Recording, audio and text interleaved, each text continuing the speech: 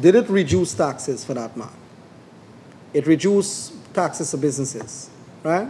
Which can somehow find its way back to that man. If companies decide to drop their price anyway and transfer some of the savings from the tax reduction in the rate to a consumer, well, then it will benefit that man. President of the Georgetown Chamber of Commerce and Industry, GCCI, Deodat Indar. The GCCI president was at the time responding to a question from HGP Nightly News on the benefits of the budget for the ordinary man from the GCCI's perspective. Indar also pointed to the VAT on electricity charges over $10,000 per month and water consumption over $1,500 per month that came into being in 2017 and remains intact.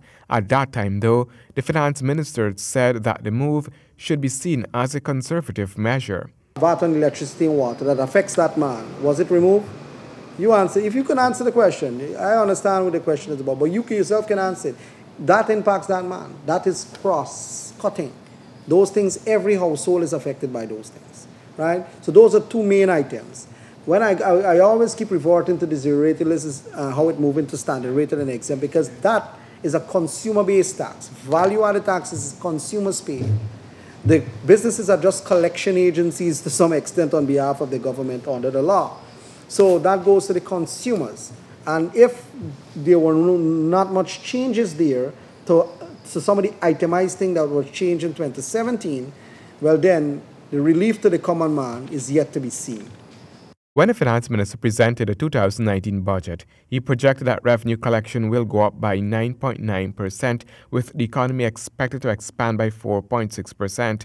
The GCCI president says that projection means that taxes are outstripping the rate at which income is growing.